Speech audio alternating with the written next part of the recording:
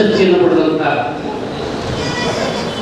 ಶ್ರೀ ಕರಡಿ ನಾಗರಾಜ್ ಗಂಗಾವತಿ ವಿಶ್ರಾಂತ ನ್ಯಾಯಾಧೀಶರು ಕರ್ನಾಟಕ ಉಚ್ಚ ನ್ಯಾಯಾಲಯ ಇಲ್ಲಿವರೆಗೆ ತಮ್ಮನ್ನು ತಾವು ಸಮಾಜಕ್ಕೆ ಧರ್ಮಕ್ಕೆ ಸಮರ್ಪಣೆ ಮಾಡಿದ್ದೇನೆ ಅನ್ನೋದು ಹೇಳಿದ್ದಾರೆ.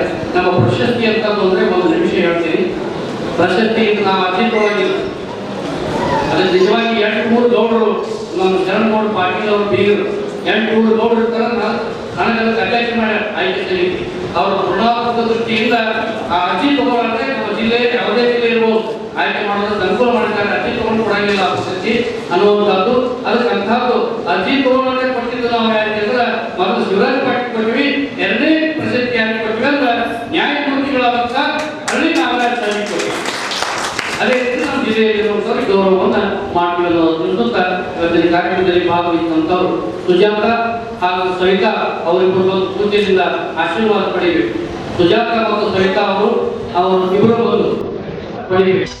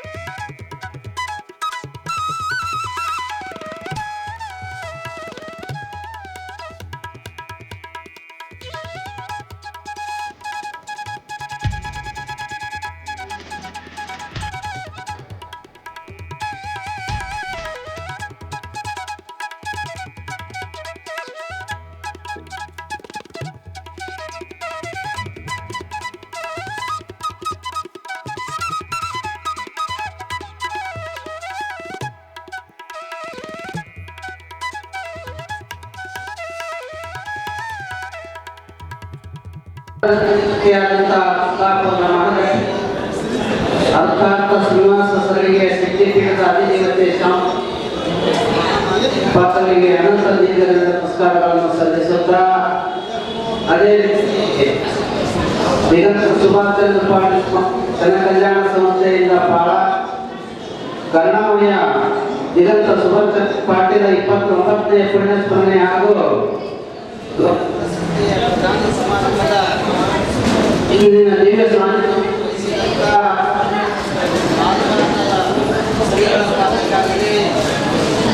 ನಮ್ಮ ಶ್ರೀನಿವಾಸ ಸರಣಿಯ ಶ್ರೀಗಳ ಪಾದಕ್ಕಾಗಲಿ, ಅದೇ ರೀತಿ ನೀಲೂರ ಸ್ವಾಮಿಗಳ ಶ್ರೀಗಳ ಪಾದಕ್ಕಾಗಲಿ ಭಕ್ತಿಯ ಅರ್ಪಣೆಗಳನ್ನು ಮಾಡುತ್ತಾ ಇಂದಿನ ದಿವಸ ಈ ಕಾರ್ಯಕ್ರಮಕ್ಕೆ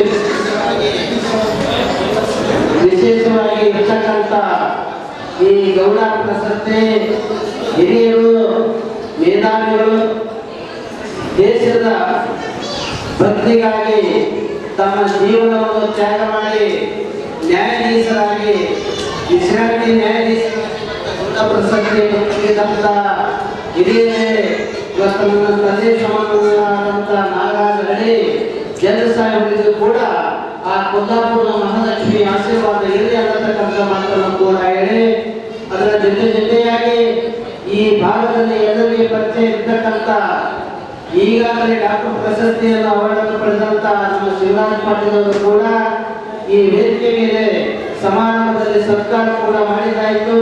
ಅವರಿಗೂ ಕೂಡ ದೇವಿಯ ಆಶೀರ್ವಾದದಲ್ಲಿ ಗುರುಗಳ ಮೂರ್ತಿಗಳ ಆಶೀರ್ವಾದ ಇರಲಿ ಅನ್ನತಕ್ಕ ಮಾತನ್ನು ಕೂಡ ಹೇಳಿ, ಇಂದಿನ ದಿವಸ ಈ ಒಂದು ಎಲ್ಲರ ಹೆಸರು ತೆಗೆದುಕೊಳ್ಳುವಂತ ಬಹಳಷ್ಟು ಸಮಯ ಆಗಿದೆ.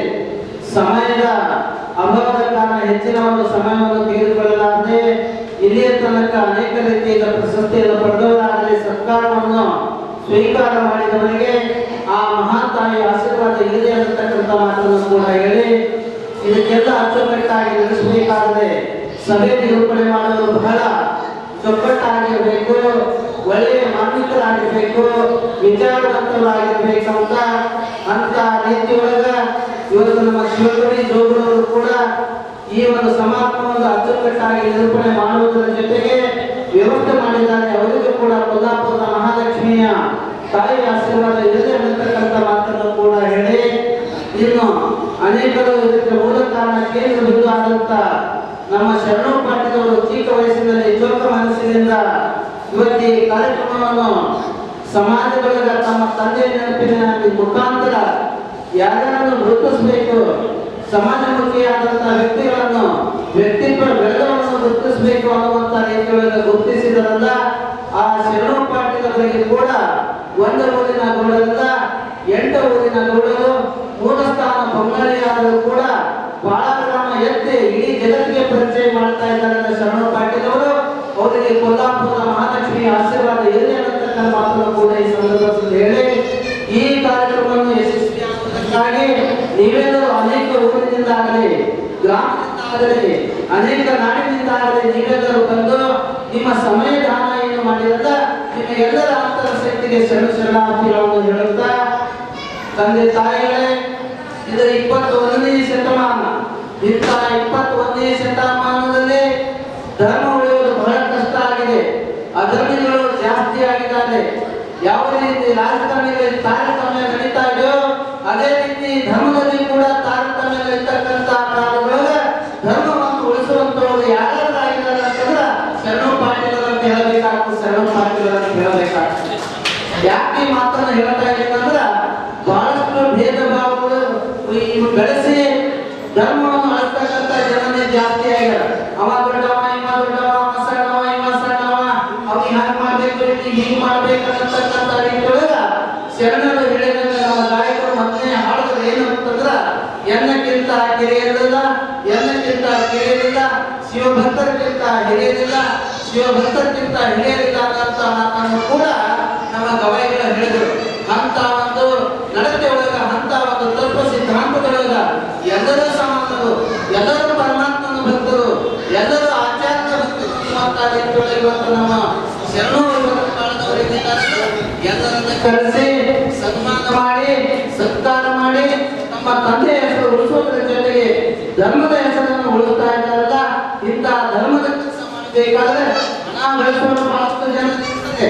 ಹಣ ಗಳಿಸಬೇಕಾದ್ರೆ ಅವರ ಹತ್ತಿರ ಬಹಳಷ್ಟು ದೊಡ್ಡ ಶಕ್ತಿ ಇರಬೇಕಾಗ್ತದೆ.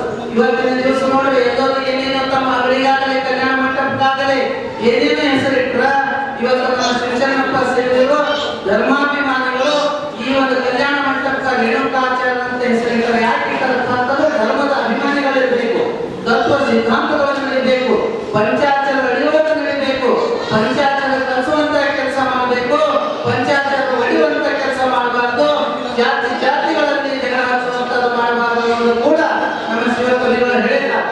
ಅಂತ ಕೆಲಸ ಯಾರು ಮಾಡ್ತಾ ಇದ್ದಾರೆ ಅಂತಂದ್ರೆ ಸಂಸಾರಿ ಆದರೂ ಕೂಡ ಸನ್ಯಾಸಕ್ಕಿಂತಲೂ ಹೆಚ್ಚಿನ ಕೆಲಸ ಯಾರು ಮಾಡ್ತಾರೋ ಅವರೇ ನಿಜವಾದ ಏನಪ್ಪ ಪರಮಾತ್ಮನ ಭಕ್ತರು ಅಂತ ಹೇಳಬೇಕಾಗ್ತದೆ.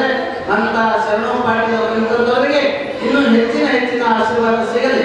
ನೋಡಿ ಇವತ್ತಿನ ದಿವಸ ಎಲ್ಲ ಒಂದು ಹಿರಿಯ ತಾಯಂದರಿಗೆ ಒಂದು ದುಡ್ಡು ಗಳಿಸಿದರೂ ಕೂಡ ಯಾವ ದುಡ್ಡಿನಿಂದ ನಾವು ಖರೀದಿ ಮಾಡಬೇಕಾಗಿದೆ, ಯಾವ ಶರಣರ ಸಂತರ ಮಹಾತ್ಮದಿಂದ ಶಿವಾಚಾರ್ಯರಿಂದ ಜಗದ್ಗುರುಗಳಿಂದ ಆಶೀರ್ವಾದ ಪಡಿಬೇಕಾಗಿದೆ ಸ್ವಲ್ಪ ತಿಳ್ಕೊಂಡು ತಂದೆ ತಾಯಿಗಳೇ.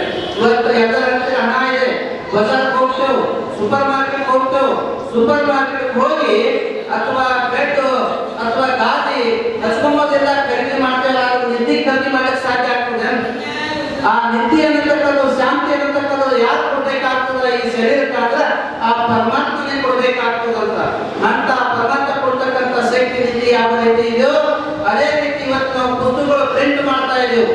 ಅನೇಕ ತತ್ವ ಸಿದ್ಧಾಂತಗಳು ಪುಸ್ತಕಗಳು ಬಜಾರ್ಗಳವ, ಇವತ್ತ ಲೈಬ್ರರಿಗಳವ. ದುಡ್ಡಿದ್ದವರು ದುಡ್ಡಿನಿಂದ ಆ ಪುಸ್ತಕ ಖರೀದಿ ಮಾಡಬಹುದು. ಆ ಪುಸ್ತಕ ಮುಖಾಂತರ ಜ್ಞಾನ ಪೆಟ್ಟಿಗೆಸಿಂದ ಜ್ಞಾನನೇ ಅಂಗಡಿಯೊಳಗೆ ಖರೀದಿ ಮಾಡಕ್ಕಾಗಲ್ಲ ಅಂತ. ಅಂತ ರೀತಿಯೊಳಗೆ ಪ್ರತಿಯೊಬ್ಬರಿಗೆ ಜ್ಞಾನ ಸಿಗಬೇಕಾದರೆ, ಶಾಂತಿ ಸಿಗಬೇಕಾದರೆ ಧರ್ಮದ ಕೆಲಸ ಯಾರು ಮಾಡ್ತಾ ಇದ್ದಾರೆ ಅಂದ್ರೆ ನಮ್ಮ ಶರಣು ಪಾಟೀಲ್ ಅವರು ಮಾಡ್ತಾ ಇದ್ದಾರೆ. ಅಂತ ಧರ್ಮದ ಹಾದಿಯೊಳಗೆ ನಮ್ಮ ಶಿವಶರಣಪ್ಪ ಸೀರೆಯವರ ಜೊತೆಗೆ ಧರ್ಮವೀರ ಇರ್ತಕ್ಕಂಥ ಸತ್ಸಂಗ ಶಿವಶರಣಪ್ಪ ಅವರು ಕೂಡ PSI ಪೊಲೀಸ್ ಡಿಪಾರ್ಟ್ಮೆಂಟ್ ದೇವರ ಗುರುಗಳ ನಂಬರ್ ಬಹಳ ಕಟ್ಟೆಂಡ್ರಿ. ಆದ್ರೆ ಅವರು ತಮ್ಮ ಜೀವನವನ್ನೇ ಹೆಂಗೆ ಮಾಡಿದಾರಪ್ಪ ಅಂತಂದ್ರ ನಾವಿಕನಾಗಿ ಯಾವ ರೀತಿ ಸಮುದ್ರವನ್ನು ದಾಟಿಸಲಿಕ್ಕ ನಾವಿಕನಾಗ್ತಾನೋ ಅದೇ ರೀತಿ ಪಂಚಾಚಾರ್ಯ ಜಗದ್ಗುರುಗಳ ಪರಮ ಭಕ್ತರಾಗಿ ಧರ್ಮ ಅನ್ನತಕ್ಕ ಹಡಗನ್ನು ಹೊಡ್ಕೊಂಡು ಹೋಗೋರು ಯಾರಂತಂದ್ರೆ ಶಿವಶರಣಪ್ಪ ಸತ್ಸಂಗ ಅಂತ ಹೇಳಬೇಕಾಗ್ತದೆ. ಅದೇ ರೀತಿ ನಮ್ಮ ಈರಣ್ಣಗೌಡರು ಕೂಡ ಇದ್ದಾರೆ, ನಂಬೋದಿಲ್ಲ. ಇವೆಲ್ಲ ಪ್ರತಿ ನುಡಿಗೂ ಕೂಡ ದೇವರ ಹೆಸರು ತಗೋತಾರ, ಶರಣರ ಹೆಸರು ತಗೋತಾರ, ಮಹಾತ್ಮರ ಹೆಸರು ತಗೋತಾರ. ಅವ್ರ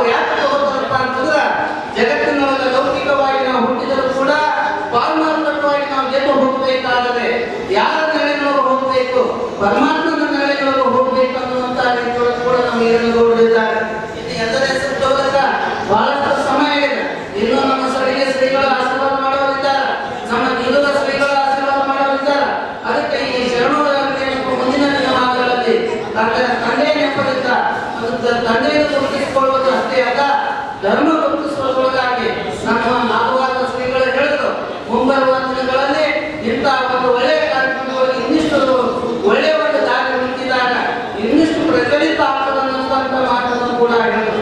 ಮನುಷ್ಯನ ಆವೇಶ ಹೇಳ್ತಾರೆ 3 ವರ್ಷ ಅಂತ ಎಲ್ಲಾ ಮುಖಾಂತರ ತಿಳ್ಕೊಳ್ಬೇಕು. ಮನುಷ್ಯನ ಆವೇಶ 3 ವರ್ಷ ಅಲ್ಲ 13 ವರ್ಷ ಅಂತ ತಿಳ್ಕೊಳ್ಬೇಕು. ಅದೇ ಹಾಗೆ ನಾವೆಲ್ಲರೂ 3 ವರ್ಷ ಅಂತ ತಿಳ್ಕೊಂಡಿದ್ದೀವಿ, 13 ವರ್ಷ ಹೇಳಕ್ಕಾಗ್ತಿಲ್ಲ. ಹೌದು, ಪರಮಾತ್ಮ ಕೊಟ್ಟಿದ್ದು 1 ವರ್ಷ ಬದುಕಿದ್ರೇನು 3 ವರ್ಷ ಬದುಕಿದ್ರೇನು, ನಾವು ಬರೇ 3 ಸಾಲ ಕಲ್ತಿದ್ದೆವು.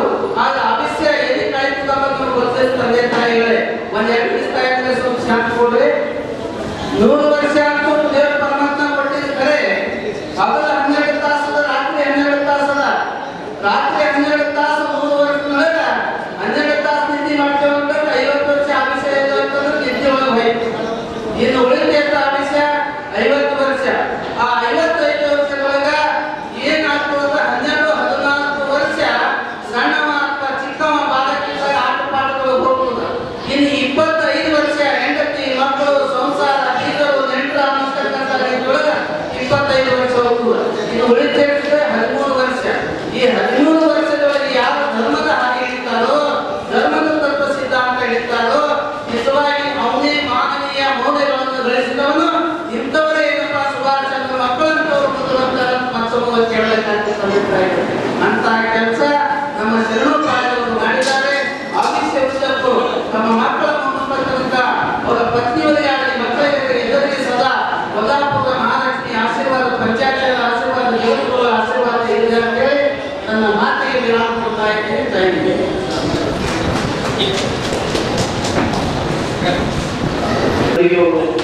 ಉದ್ದೇಶಿಸಿದ್ದಾರೆ. ಮೊದಲನೇದಾಗಿ ನಿರ್ಧರಿಸಿರುವಂತವರು ಪರಮ ಪೂಜ್ಯ ಶ್ರೀಮದ್ ಧನಲಿಂಗ ಚಕ್ರವರ್ತಿ ರೇವಣಸಿದ್ಧ ಶಿವಾಚಾರ್ಯರು ತಮ್ಮ ಯಾವತ್ತೂ ಆಶೀರ್ವಾದವನ್ನು ನಮಗೆ ಕೇವಲ ಕೆಲವೇ ನಿಮಿಷಗಳಲ್ಲಿ ನಮಗೆ ಆಶೀರ್ವಾದವನ್ನು ಮಾಡ್ತಾ ಇದ್ದಾರೆ.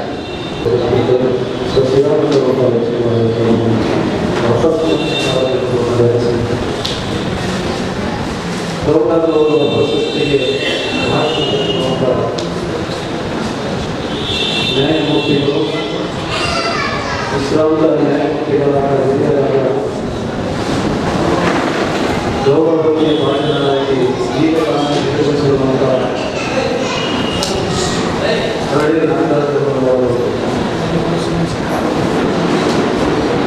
ಗೌರವ ಸನ್ಮಾನಕ್ಕೆ ಭಾಜನರಾಗಿರ್ತಕ್ಕಂಥ ಎಲ್ಲ ಸನ್ಮಾನಗಳಿರುವಂಥ ಸನ್ಮಾನಿತರು, ಕಾರ್ಯಕ್ರಮವನ್ನು ಉದ್ಘಾಟನೆಯನ್ನು ಮಾಡಿ ನಿರ್ಗಮಿಸಿರುವಂತಹ ನಾಲ್ವಾರ ಕೋಟೇಂದ್ರ ಪೂಜಾರಿಗೆ ಸತ್ಯಗಿ ಶಕ್ತಿಪೀಠದ ಅಪಾರ ನೇತೃತ್ವವನ್ನು ಬೆಳಗೊಂಡು ಈ ಕಾರ್ಯಕ್ರಮದ ಪಾಲ್ಗೊಂಡಿರುವಂತಹ ಎಲ್ಲ ಸಮಸ್ತ ಸುಭಾಷ್ ಪಾಟೀಲ್ ಅವರ ಅಭಿಮಾನಿಗಳವರ ಅಂತರಲ್ಲಿರುವಂತಹ ಆ ಪರಮಾತ್ಮನ ಶಕ್ತಿಗೆ ವಿಷಯ ಮಾಡ್ತೀವಿ. ಒಂದು ಕಡೆ ಕವಿದಾಸರು ಹೇಳ್ತಾರೆ, समुद्र बड़ा है, लोटा छोटा है, विषय बहुत है, समय थोड़ा है. ಏನೆಲ್ಲ ಹೇಳಬೇಕು ಅಂತ ಹೋದಿವಿ, ಆದ್ರೆ ಸಮಯ ಇಲ್ಲ. ಇವತ್ತು ಸುಭಾಷ್ ಪಾಟೀಲ್ ಅವರ ಸ್ಮರಣೋತ್ಸವದ ನಿಮಿತ್ತವಾಗಿ ಗೌರವ ಪ್ರಶಸ್ತಿಗೆ ಭಾಜನರಾಗಿರ್ತಕ್ಕಂಥ ನಮ್ಮ ಅರಳಿ ನಾಗರಾಜ್ ಅವರು, ನಮ್ಮ ಶರಣ ಪಾಟೀಲ ಜಿಲ್ಲೆಯಲ್ಲಿ ಸಾಧನೆ ಮಾಡಿರ್ತಕ್ಕಂಥ ಸಾಧಕರಿಗೆ ಇಡೀ ರಾಜ್ಯದ ಹೆಸರುವಾಸಿಯಾಗಿರ್ತಕ್ಕಂಥ ಒಬ್ಬ ನ್ಯಾಯಮೂರ್ತಿಯನ್ನ ಇವತ್ತು ಕಲಬುರಗಿ ಮಹಾನಗರದಲ್ಲಿ ಪ್ರಶಸ್ತಿಯನ್ನು ಪಟ್ಟಿರ್ತಕ್ಕಂಥದ್ದು ನಾವು ಇವತ್ತು ಎಲ್ಲರೂ ಮೆಚ್ಚಿಕೊಳ್ತಕ್ಕಂಥ ಪ್ರಶಸ್ತಿ ಪ್ರದಾನ ಮಾಡ್ತಕ್ಕಂಥದ್ದು ನಾವು ತಿಳ್ಕೋಬೇಕಾಗಿದೆ. ಬಹುಶಃ ಹಳ್ಳಿ ನಾಗರಾಜರನ್ನೇ ಯಾಕೆ ಗುರುತಿಸಿಕೊಟ್ಟದಂತಕ್ಕಂಥದ್ದು ಎರಡೇ ಮಾತಿನಲ್ಲಿ ಹೇಳ್ತೇನೆ. ಒಬ್ಬ ನ್ಯಾಯಮೂರ್ತಿಯಾಗಿ ನ್ಯಾಯಯುತವಾಗಿ ಧರ್ಮವಂತನಾಗಿ ಧರ್ಮದಿಂದ ನಡೆದಿರ್ತಕ್ಕಂಥವನು ನ್ಯಾಯ ನೀತಿ ಧರ್ಮ ತನ್ನ ಜೀವನದಲ್ಲಿ ಅಳವಡಿಸಿಕೊಂಡು ಇನ್ನೊಂದು ಅವರ ಜೀವನದಲ್ಲಿ ಹಳ್ಳಿ ನಾಗರಾಜ್ ಅವರ ಜೀವನದಲ್ಲಿ ಬಹಳ ದೊಡ್ಡದಾಗಿರ್ತಕ್ಕಂಥ ಸಾಧನೆಯನ್ನು ಮಾಡಿದ್ದಾರೆ. ಅವರು ಇಡೀ ನ್ಯಾಯಾಲಯಗಳಲ್ಲಿ ಎಲ್ಲರ ಆದೇಶಗಳನ್ನು ಇಂಗ್ಲಿಷಿನಲ್ಲಿ ಆದೇಶಗಳನ್ನು ಮಾಡ್ತಕ್ಕಂಥವರು ನಾವು ಹಿಂದಿನಿಂದ ಇವತ್ತಿನ ತನಕ ನಾವು ನೋಡ್ಕೊಂಡು ಬಂದೀವಿ. ಆದರೆ ಕನ್ನಡದಲ್ಲಿ ಏಕೈಕ ಆದೇಶ ಮಾಡಿರ್ತಕ್ಕಂಥ ವ್ಯಕ್ತಿ ಯಾರಾದ್ರೂ ಇದ್ರ ಅರಳಿ ನಾಗರಾಜ್. ಕನ್ನಡವನ್ನು ಎತ್ತಿ ಹಿಡಿದು ಕನ್ನಡದಲ್ಲಿ ಆದೇಶ ಮಾಡಿರ್ತಕ್ಕಂಥ ವ್ಯಕ್ತಿ ಅರಳಿ ನಾಗರಾಜ್ ಅವರು. ಅಂಥವರನ್ನು ಗುರುತಿಸಿ ನಮ್ಮ ಶರಣು ಪಾಟೀಲ್ ಅವರು ಇವತ್ತು ಕಲಬುರಗಿ ಮಹಾನಗರದಲ್ಲಿ ಅರಳಿ ನಾಗರಾಜ್ ಅವರನ್ನು ಗೌರವದಿಂದ ಕಂಡು ಗೌರವ ಪ್ರಶಸ್ತಿಗೆ ಆಯ್ಕೆಯನ್ನು ಮಾಡಿರ್ತಕ್ಕಂಥದ್ದು ಎಲ್ಲರೂ ಹೆಮ್ಮೆ ಪಡ್ತಕ್ಕಂಥವ್ರು. ಅವರ ಜೊತೆಯಲ್ಲಿ 10 ಜನ ಸಾಧಕರಿಗೆ ಕೂಡ ಸನ್ಮಾನ ಮಾಡ್ಯಾರ. ಬಹುಶಃ ಒಬ್ಬೊಬ್ಬರು ನಮ್ಮ ಜಿಲ್ಲೆಯಲ್ಲಿ ಒಂದೊಂದು ಸಾಧನೆ ಅವರ ಶಕ್ತಿಯನ್ನು ಮೀರಿ ಆ ಸಾಧನೆಯನ್ನು ಮಾಡಿರ್ತಕ್ಕಂಥದ್ದು ಗುರುತಿಸಿ ಸಾಧನೆ ಪ್ರಶಸ್ತಿಯನ್ನು ಕೊಟ್ಟಿರ್ತಕ್ಕಂಥದ್ದು. ಅಂತ ಪ್ರಶಸ್ತಿಗಳನ್ನು ನಮ್ಮ ಗೌರವ ಪ್ರಶಸ್ತಿ ಪ್ರತಿಷ್ಠಾನದವರು ಪ್ರತಿ ವರ್ಷ ವಿಭಿನ್ನವಾಗಿ ಹಲವಾರು ಈ ನಾಡಿನಲ್ಲಿ ಸೇವೆ ಮಾಡಿರ್ತಕ್ಕಂಥವ್ರನ್ನು ಗುರುತಿಸಿ ಸಣ್ಣ ವಯಸ್ಸಿನಲ್ಲಿ ನಮ್ಮ ಶರಣು ಇವತ್ತು ಇಂಥವೆಲ್ಲ ಪ್ರಶಸ್ತಿ ಪುರಸ್ಕಾರಗಳನ್ನು ಕೊಟ್ಟು ಈ ನಾಡಿಗೆ ಗೌರವ ಅಂತಕ್ಕಂಥ ಪದಕ್ಕೆ ಬೆಲೆ ಕೊಟ್ಟಿರ್ತಕ್ಕಂಥವ್ರು ಯಾರಾದ್ರೂ ಇದ್ರೆ ನಮ್ಮ ಶರಣು ಪಾಟೀಲ್ ಬಹಳ ನಾವು ಹೇಳಬೇಕಾಗ್ತದೆ. ಯಾಕಂದ್ರೆ ಗೌರವ ಅಂದ್ರೆ ಆ ಗೌರವ ಅಂತಕ್ಕಂಥ 2 ಅಕ್ಷರದಲ್ಲಿ ಬಹಳ ದೊಡ್ಡ ಶಕ್ತಿ ಇರೋದು. ಹಿಂದಿನಿಂದ ಇವತ್ತಿನ ನಾವು ಗೌರಿಗೆ ಬಹಳಷ್ಟು ಗೌರವವನ್ನು ಕೊಟ್ಟುಕೊಂತ ಇವತ್ತಿನ ನಾವು ಬಂದಿರ್ತಕ್ಕಂಥದ್ದು. ಗೌಡ ಬಡವರಿರಲಿ ಶ್ರೀಮಂತರಿರಲಿ ಗೌಡ ಅಂತಕ್ಕಂಥ ಪದಕ್ಕೆ ಬಹಳ ಗೌರವ ಹೊಂದಿರ್ತಕ್ಕಂಥದ್ದು. ಆ ಗೌಡ ಅಂತಕ್ಕಂಥ ಪದ ಎತ್ತಿ ಹಿಡಿದು ಈ ಪ್ರಶಸ್ತಿಯ ಮುಖಾಂತರವಾಗಿ ಕಲಬುರಗಿ ಜಿಲ್ಲೆಯಲ್ಲಿ ಪರಿಚಯ ಮಾಡಿಕೊಟ್ಟಿರ್ತಕ್ಕಂಥ ನಮ್ಮ ಶರಣು ಇವತ್ತ ಬಹುಶಃ ಇಂಥ ಸಂಸ್ಕಾರ ಅವರಲ್ಲಿ ಬರಬೇಕು. ಯಾಕೆ ಅಂತ ಹೇಳ್ಕೊಂಡ್ರೆ ಜಂಗಮದ ಮಠಾಧೀಶರ ಒಡನಾಟದಲ್ಲಿ ಬೆಳೆದಿರ್ತಕ್ಕಂಥ ನಮ್ಮ ಶರಣು ಗೌಡ ಸಣ್ಣ ವಯಸ್ಸಿನಲ್ಲೇ ಕೂಡ ಸ್ವಾಮಿಗಳ ಒಡನಾಟದಲ್ಲಿ ಬೆಳೆದು ಇವತ್ತು ಧರ್ಮವಂತನಾಗಿ ರಾಜಕೀಯವಾಗಿ ಧಾರ್ಮಿಕವಾಗಿ ಅವನು ಕೂಡ ಈ ಸಮಾಜದಲ್ಲಿ ಕೆಲಸ ಮಾಡ್ತಕ್ಕಂಥ ಒಬ್ಬ ವ್ಯಕ್ತಿ ನಮ್ಮ ಶರಣು ಗೌಡ. ಅವರಿಗೆ ಈ ಪ್ರತಿಷ್ಠಾನ ಅವನು ಕೂಡ ಜಿಲ್ಲೆಯಲ್ಲಿ ಒಬ್ಬ ಪ್ರತಿಷ್ಠಿತ ವ್ಯಕ್ತಿಯಾಗಿ ಹೊರಹೊಮ್ಮಲಿ ಅಂತ ಹಾರೈಸಿ ನನ್ನ ಮಾತುಕತೆ ನಮ್ಮ ಸರ್ವ ಪ್ರಿಯರಾಗಿರ್ತಕ್ಕಂಥ ವೀರಣ್ಣ ಸರ್ ಅವರಿಗೆ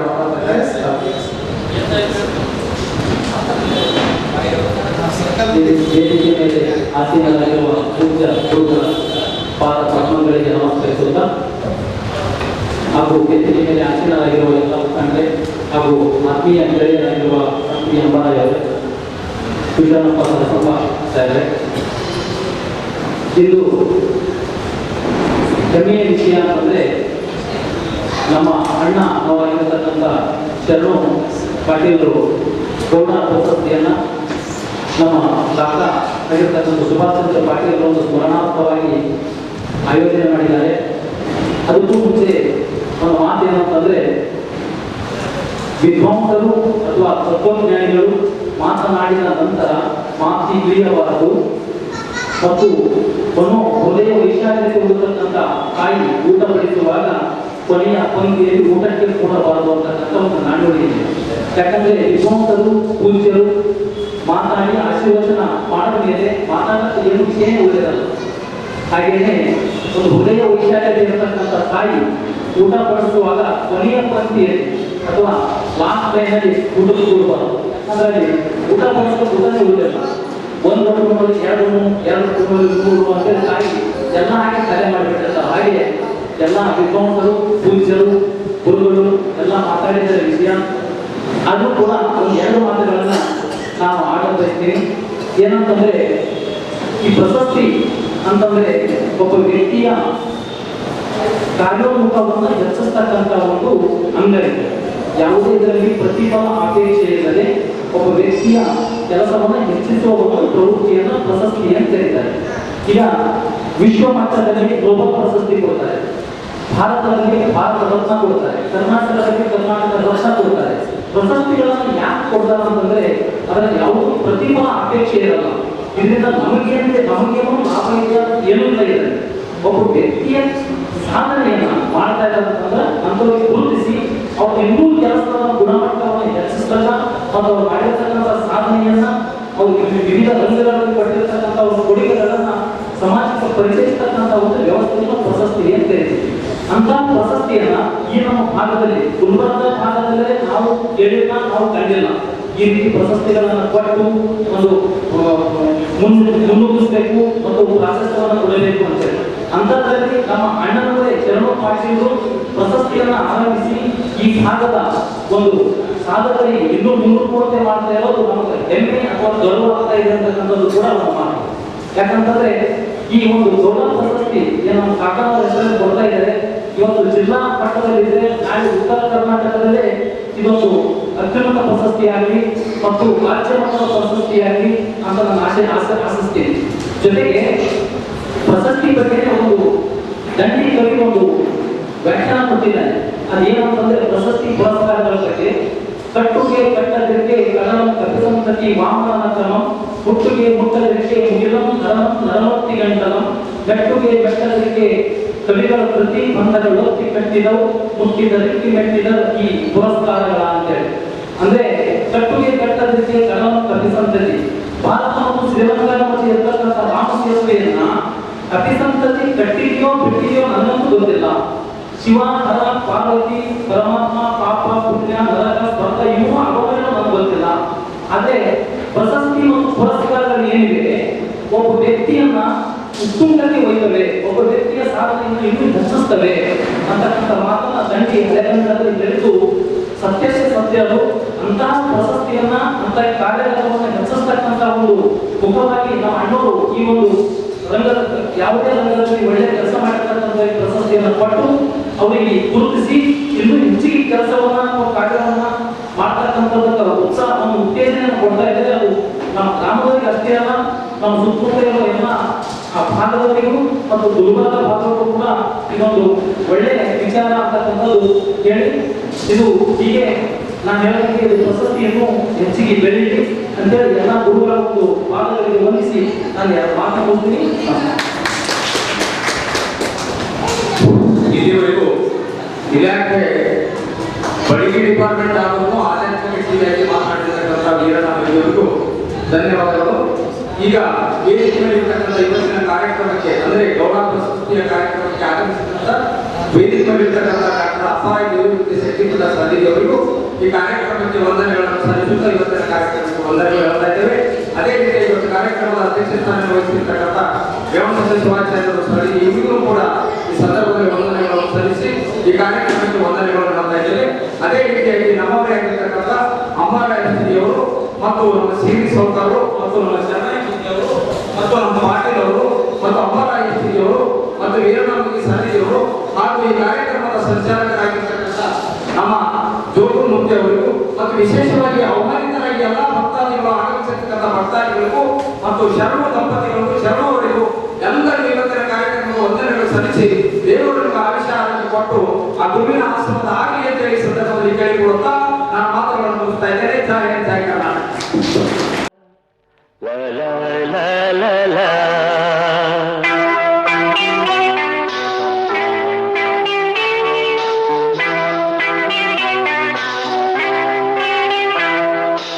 ಕರುನಾಡ ತಾಯಿ ಸದಾ ಚಿನ್ಮಯಿ, ಕರುನಾಡ ತಾಯಿ ಸದಾ ಚಿನ್ಮಯಿ, ಈ ಪುಣ್ಯ ಭೂಮಿ ನಮ್ಮ ದೇವಾಲಯ, ಪ್ರೇಮಾಲಯ ಈ ದೇವಾಲಯ, ಕರುನಾಡ ತಾಯಿ ಸದಾ ಚಿನ್ಮಯಿ, ಕರುನಾಡ ತಾಯಿ ಸದಾ ಚಿನ್ಮಯಿ.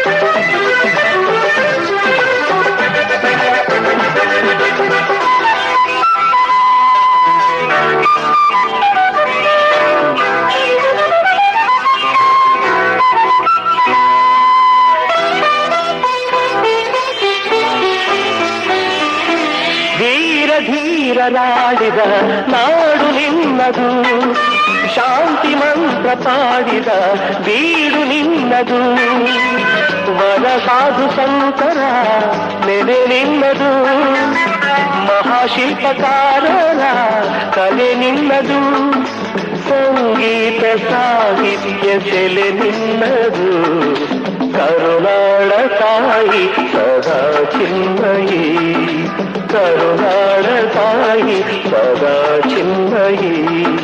ಈ ಪುಣ್ಯ ಭೂಮಿ ನಮ್ಮ ದೇವಾಲಯ, ಪ್ರೇಮಾಲಯ.